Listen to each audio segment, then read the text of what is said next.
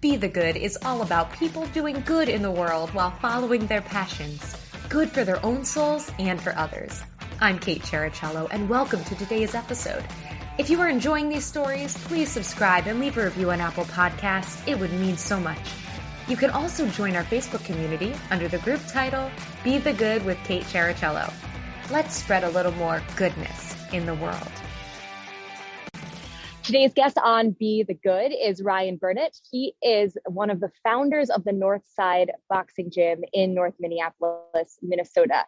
And it's an incredible nonprofit with quite the mission. So I'm excited for you to hear from him. So Ryan, thanks so much for being here today. Thank you for having me. Really appreciate it. You bet. So please tell us more about who you are and what you do in your own words. Sure.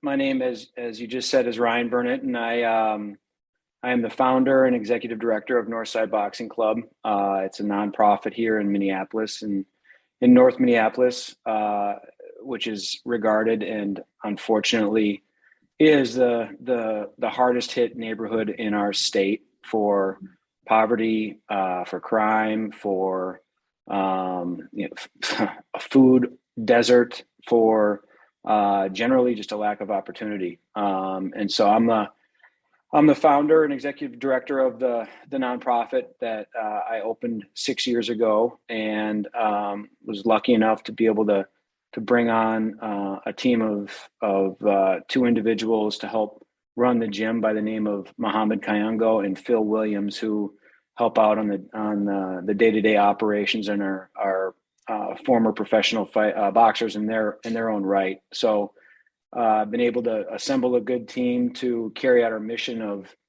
helping out the inner city youth of North Minneapolis and really just being a safe haven for them. Right, great. Ryan, tell us more about your background and your path to opening this gym, because I know you have your hands on a lot of different pots with restaurants and real estate. So please tell us more about that. Sure. Yeah, my first part of my career was spent on developing and building restaurants here in Minneapolis, full service restaurants, as well as now some fast casual. So anything from Latin cuisine to Italian to steakhouses, and then fast casual, a salad spot. So was able to start doing that, and all the while realizing that business is pretty time consuming, selfish. It's selfish in the sense that it takes a lot of hours day and night, that I was able to start investing in some real estate. And so did the exact opposite of what people think the sexy part of restaurant business is, and that's I got into self-storage and started doing some self-storage developments, and bought some existing assets in some markets around the country, and been able to build that business as well. So I'm involved in real estate from the self-storage end, a little bit of commercial as well as restaurants, and I'm still involved in the restaurants, but less so on a day-to-day basis. I put good people in place to help me run those operations. Nice. So what was it that made you say, I'm going to open a boxing gym?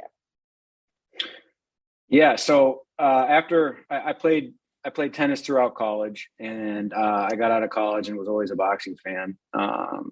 And to date myself, this is back in the days of Yellow Pages. I looked up a local boxing gym by the name of Uppercut, and went there and trained with some of the trainers there, and fell in love with what the sport was and how challenging it was, and what it started to do for, my overall disposition, and got to see in turn, when I'd go to these fights and these bouts, what it was doing for some of the youth that were getting involved, and how good they were, and how disciplined and how focused, and how I think it translated to what they went on to do in their daily life, as it did mine. It brought a whole different perspective. Boxing actually changed the way I,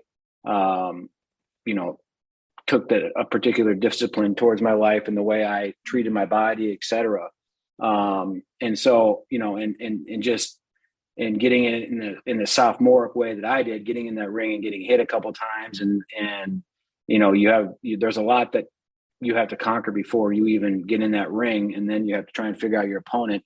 It's the hardest sport I've ever done, and so I really started to respect much more those that took it to different levels, all the way, call it the professional. That's how I got to know Muhammad and Phil. I was fans of theirs here locally. They were two of the best Minnesota boxers, and so I got really became very impressed with the overall, like the whole package you have to have for boxing. It's unlike any other sport that I've seen or been a part of. So fast forward to after I've been in boxing for a little bit, I wanted to do a program where my restaurants brought the food and I bring on the trainers. And so a friend of mine went to schools around town and recruited some kids, and it was a summer program. And I thought I'd be able to just kind of set up the funding and then stop by every once in a while, but I ended up being there almost every day and actually making it kind of my office at different gyms around town. And I got to see what it did for the camaraderie. I got to see what it did for the kids, just general happiness. But, I was also spending a lot of time driving to North Minneapolis, picking up the kids and bringing them to different gyms, all the while realizing that there was no gym for them in North Minneapolis. So from there, one of the foundations that actually stepped up to give me the original funding for the summer program said, you need to check out this spot here in North Minneapolis. It's right in the neighborhood. It's where a lot of the kids are that you're picking them up. And on top of that, it's been vacant now for 12 years. So I went in and checked it out, and it ended up being a 1949 firehouse, kind of like Ghostbuster style, red doors, beautiful, 10,500 square feet, big lot right in the neighborhood. And the city had been trying to sell it for 12 years, but no one could do anything with it because of just the cost of bringing it back up to date. And it being in the neighborhood that it was, it had that been in our, uptown or downtown, it would have sold for immediately, and it would have sold for a lot of money just based off of the building itself. So I was able to buy it from the city, and I did a capital campaign to raise the money to change the guts of it, or update the guts of it, and retrofit it and turn it into a boxing gym. And that was about 7.5 years ago. And it took me a year and a half to actually raise the money and then build it. That's fantastic. Can I ask how many kids, families all have walked through the doors since then? Oh, wow. The total number is a lot. I mean, we average about 30 to 45 kids a night. Wow. Okay. Yeah. No, it's busy. It's a place of activity. It's a place of love, and it's a place that I think has become kind of a beacon. The building used to be a blight. Used to have gunshot holes in it, graffiti, et cetera. Now it's now it's considered a beacon in the neighborhood. And I think one part that I don't want to gloss over is the fact that we put out healthy food every single night. That's huge. And that leads you right into the next question. Do you have any, I call them good news moments, stories of the youth that have come through those doors that you'd like to share? Yeah. I mean, there's a lot. There's been a lot of great stories. There's been a lot of heartbreak too. But I would, I guess, without calling out or giving a specific story or calling out specific names, I just say, there's a young man that we opened the doors, as I said, it's now 6.5 years ago, that he was one of the first ones to come through. Didn't really have much direction, didn't have a pathway, and was not provided the right guidance in his family. In fact, it was quite the opposite. And now he's got a family. He's got call it 30 of us that love him and show him unconditional love and support. And he changed his outlook on life. I think it's changed his trajectory in life. And we hope that he will be turning pro here yet this year. And I hope, this is, my hope is that this gym, we're just the first generation of it, that he will then become the leader of the second generation and then continue to breathe that forward.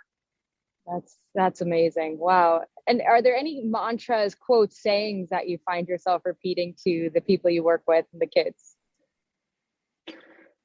Move is one. Move is one.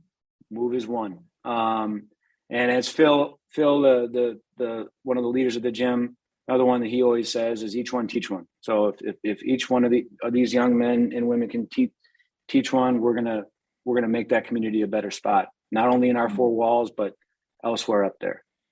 Move is one. That one obviously kind of speaks for itself, but that one's very important, that no matter what we do it together and we have each other's backs. I love that. Do you find all ages at the gym? Is there a certain segment of ages that you work with there? We start as young as 8 years old, and right.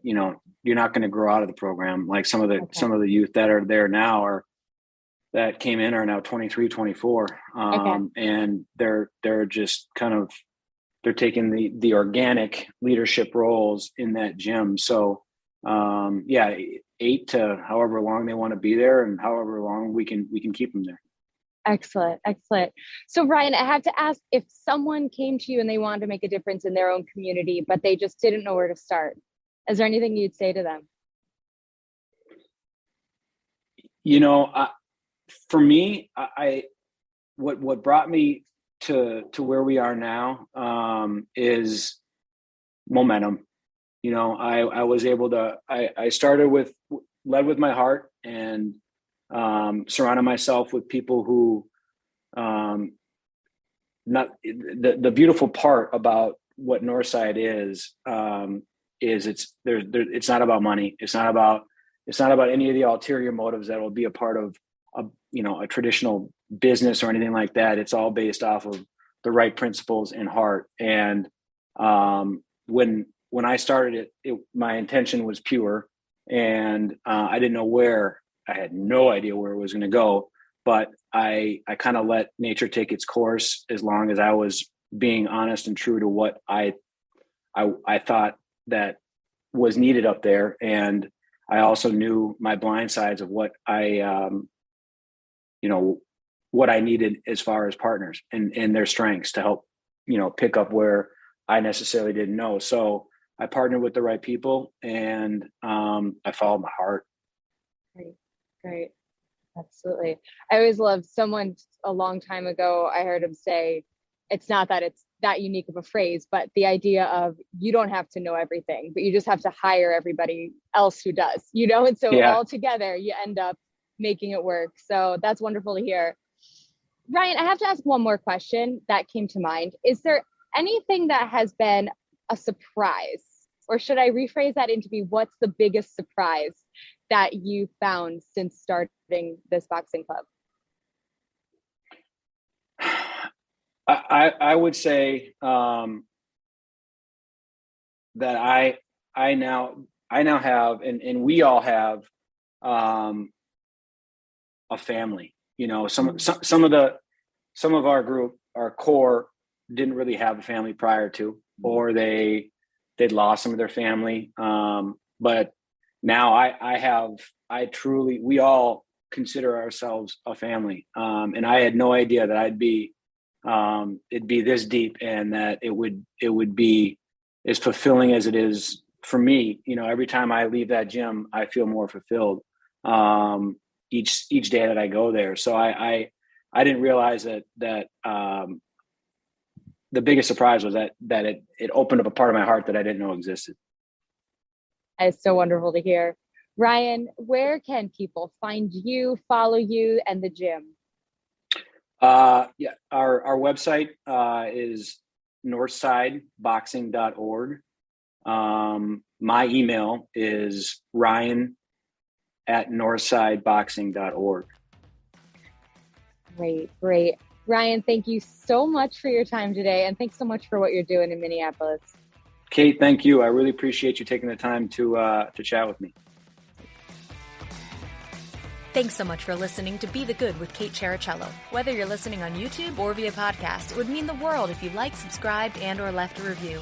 You heard about the good? Now go out and be the good in your life this week. If you have stories of good news that need to be shared, please send me a message. Thanks again, and have a great week.